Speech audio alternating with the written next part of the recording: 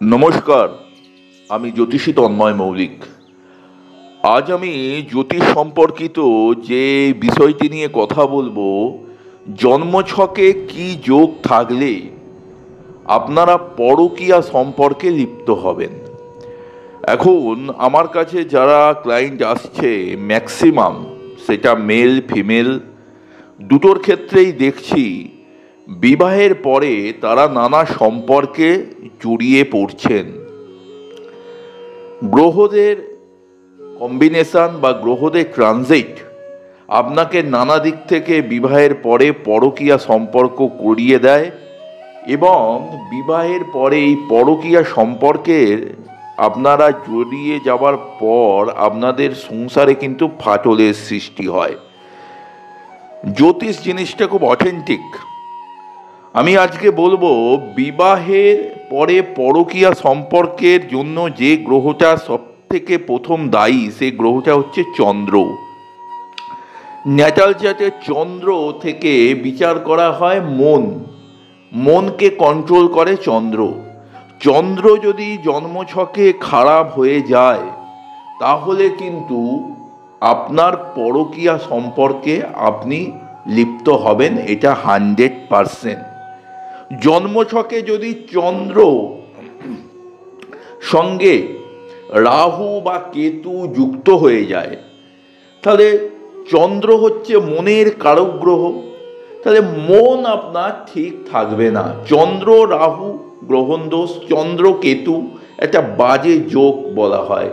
চন্দ্রের সঙ্গে যদি বুধ যুক্ত হয়ে যায়, চন্দ্র আর বুধ, সেটা লগ্ন থেকে যে কোনো ঘরে হতে পারে, আপনার কিন্তু বিবাহের পরে পরকীয়া সম্পর্কে আপনি লিপ্ত হবেন।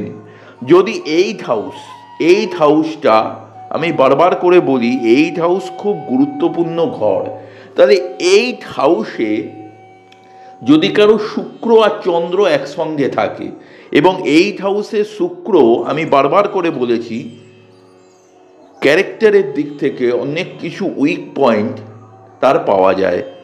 8 হাউসে শুক্র যার থাকবে এবং সেই শুক্র যদি মঙ্গল বা বৃহস্পতির নক্ষত্রে থাকে, সে ব্যক্তি বারংবার পরকীয়া সম্পর্কে লিপ্ত হয়ে যায় এবং তার বিবাহিত জীবন সেভাবে ম্যাচিওর হতে চায় না, বা তার বিবাহিত জীবন বারবার ভেঙে যায়। 8 হাউসে শুক্র যদি মঙ্গল বা বৃহস্পতির নক্ষত্রে থাকে এবং তার সঙ্গে যদি চন্দ্র থাকে। আমি আবারও বলছি, শুক্র বিবাহিত জীবনের কারক গ্রহ হলেও পরকীয়া যাদের সম্পর্কে যারা জড়িয়ে পড়েন বিবাহের পর, সেই পরকীয়া সম্পর্কে জড়িয়ে যান একমাত্র চন্দ্রের অশুভত্বের কারণে। চন্দ্র কিন্তু একটি শুভ গ্রহ, কিন্তু চন্দ্র যখন রাহু বা কেতু যুক্ত হয়ে যায় এবং চন্দ্র যখন বুধ যুক্ত হয়ে যায়, আমি 100% শিওর যে তাদের পরকীয়া সম্পর্কে তারা লিপ্ত হয়। এবং এই পরকীয়া সম্পর্ক থেকে বদনাম আসবে কিনা সেটা দেখে হচ্ছে রাহু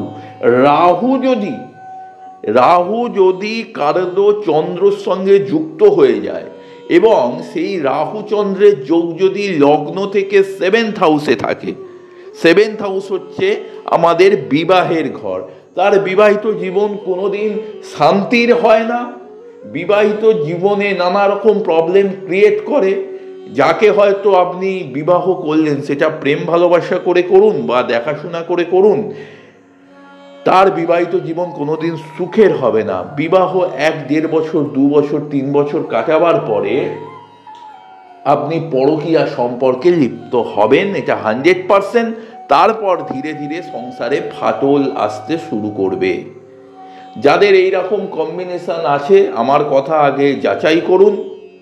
বিবাহের আগে প্রতিবিধান করুন, না হলে কিন্তু আপনার বিবাহিত জীবনে ফাটলের সৃষ্টি হবে।